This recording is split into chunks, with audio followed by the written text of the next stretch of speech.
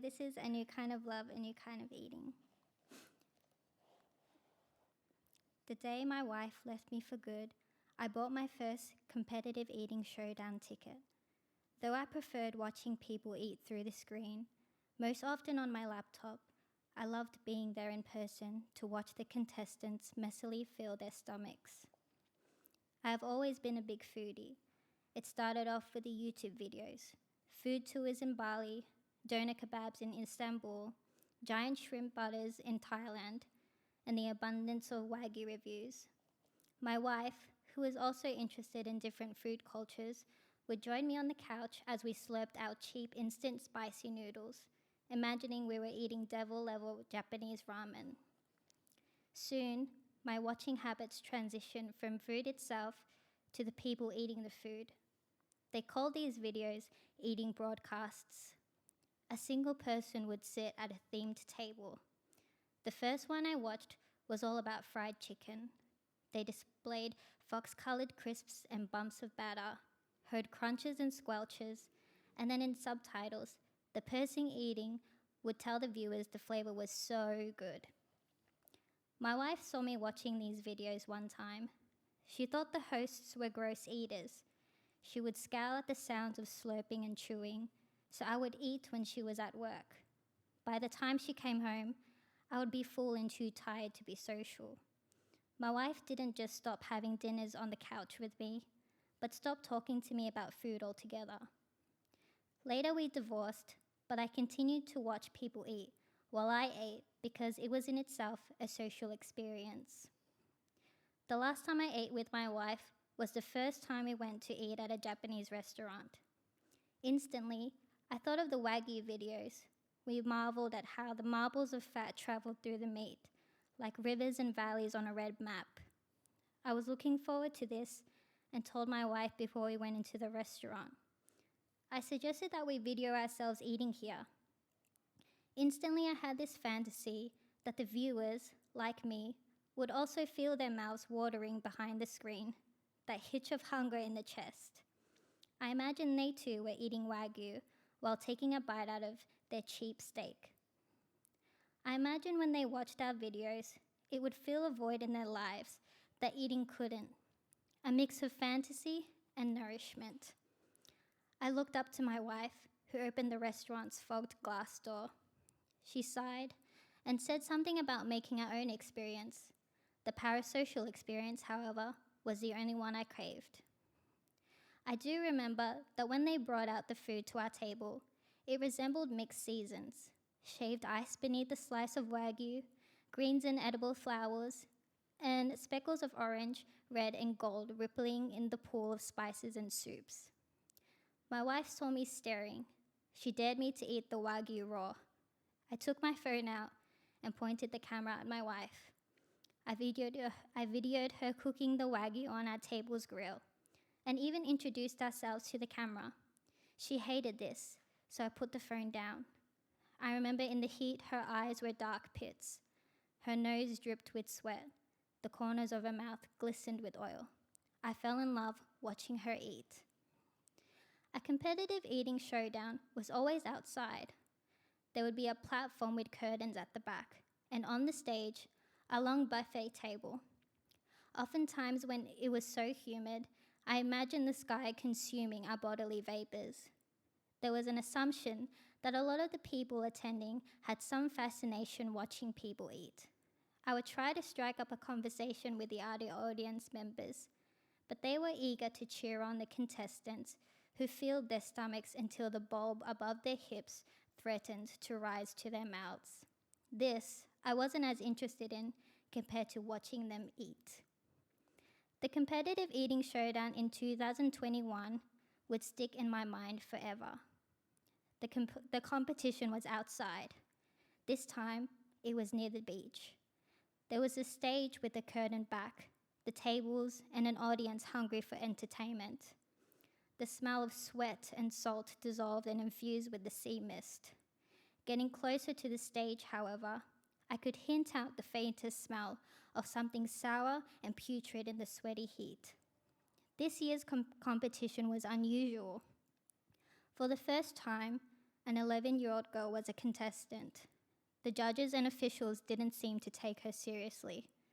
The little girl sat at the center of her 9 competitors.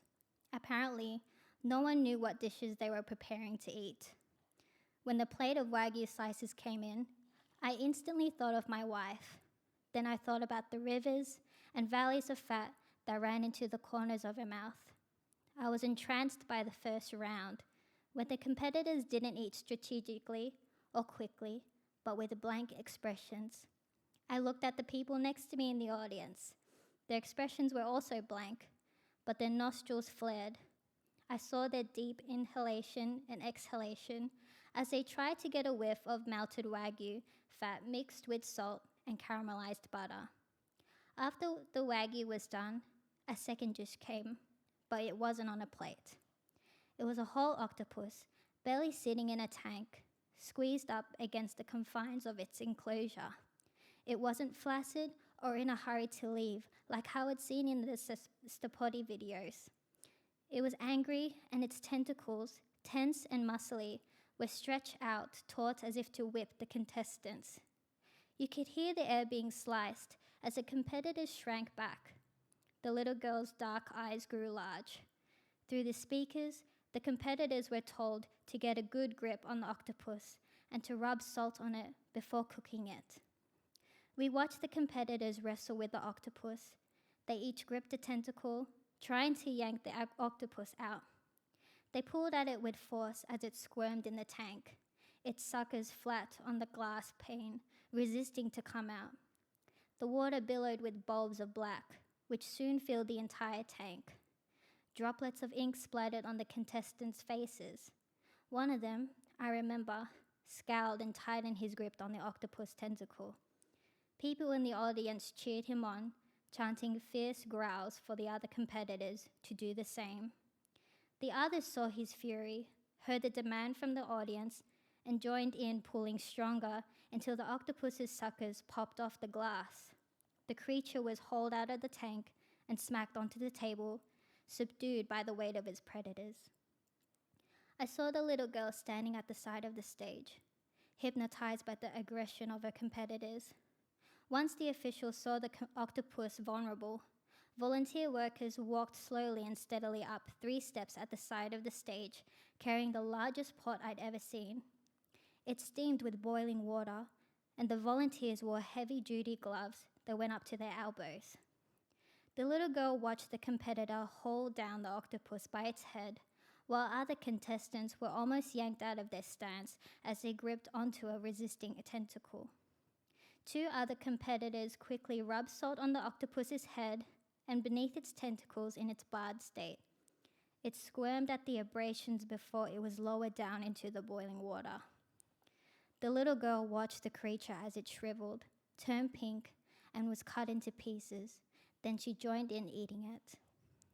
A few minutes into the eating, a female contestant who'd only half finished with her portion of the tentacles stood up from her seat.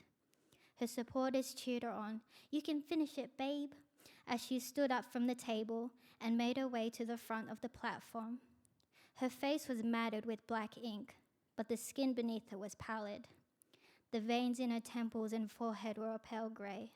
She heaved forwards, and the nosebleed section staggered back, pushing people over, shrieks issuing forth from the recoiling audience. When she straightened, I saw that the pupils in her eyes were a large rectangular shape, leaving barely any room for her iris to show off its new shade of crimson red. I tried to remember what her eyes looked like before. Her walk to the tank was clumsy before she heaved once more and vomited black liquid. The same billow of black invaded the waters. She collapsed, her body slamming onto the stage. I wondered if she was to be the next meal. Her supporters gasped and cried out to her, as if to wake her up. As the crowd rumbled, I imagined myself eating the octopus, the white tender bite of its tentacles melting on my tongue. I would have had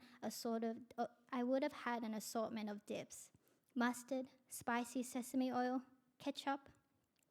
Interrupting my trance were 2 stage workers coming to pick up the woman's body in a gurney.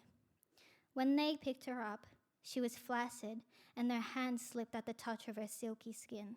Her eyes were shut, but I wish I could have seen them once more before she went. I looked at the competitors still at the table who had just finished their plates. It seemed that the remaining contestants still hadn't used up their competitive eating skills. They had room yet to engorge. They looked triumphant after the victorious octopus battle. One of the contestants stood up from his chair and threw his arms up in the air. He screamed out into the audience that he was still hungry, arousing his supporters as they cheered him on to keep going. I watched the 11-year-old swing her legs back and forth in the seat, her face showing how disappointed and apparently bored she was by the experience. That was until they brought the whale out. The audience first saw the whale washed ashore on the beach, covered with a damp and decaying sheet. Several pairs of hands unveiled the cloth, revealing the blue whale that lay vulnerable on the sand. That sour and putrid smell was stronger as it blanketed the air. I felt the deep sea through my skin. My shoulders felt heavy, and the taste on my tongue was salty, like brine. I looked down at my palms to see if there was still color in my flesh. I imagined my wife eating me alive, my blood melting and running down the corners of her mouth. The competitors turned their heads towards the beach. For the first time in this competition, I saw fire in the little girl's eyes. The competitors looked at each other. I could see their stomachs churning inwards. The man who had been standing up looked back at the whale and faltered. He slowly sank back into his chair, eyes still on the creature. His supporters encouraged him.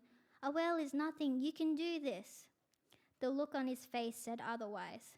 Seeing his arrested expression, his supporters sounded more hesitant and eventually died down as the wave of the event kicked in.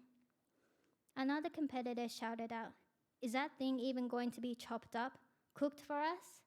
But none of the officials said anything. There were whispers in the audience. "It's a joke, right? That's disgusting. Surely they're not going to eat the entire whale.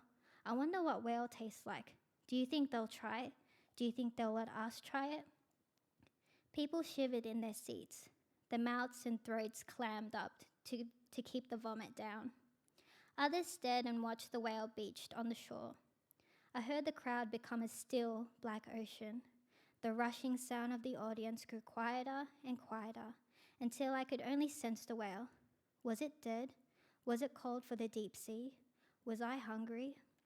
Two people from the audience, a man and a woman, father and mother, handed the little girl a chef's knife. On the knife's handle was a little pink bow. Each of them placed a hand on the little girl's shoulders. Together, they walked towards the whale. She moved with a skip as her curls bounced on her shoulders. I imagined that her parents would help her cut a piece of the whale, like they would help her cut a birthday cake.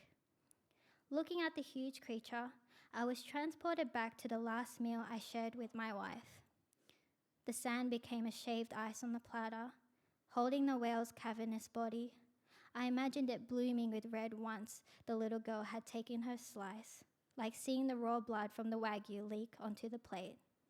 Seaweed and beach grass were our greens, the ocean our soup, summer bodies mingling with salt in the crescent moon ripples and sea foam. I was eager for the contestants to eat the whale as it was, raw, in its purest form. The longer I stared and fantasized, the more people left the sight, heaving and retching. The other contestants stayed in their seats, but their eyes were kept on the little girl as she stood cutting up the whale. I assumed their supporters were the ones that remained in the dwindled audience. There was complete silence as we waited to see what the little girl would do. I could barely see her tiny form beside the whale, where she looked on the brink of being swallowed up by its grooved belly. I took out my phone and pointed the camera towards the beach.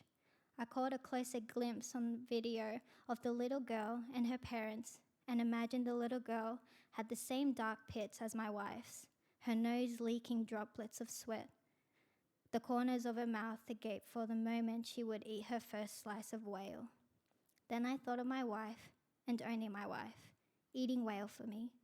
When her eyes met with mine, I felt that hitch of hunger in my chest. My mouth began to water. Thank you.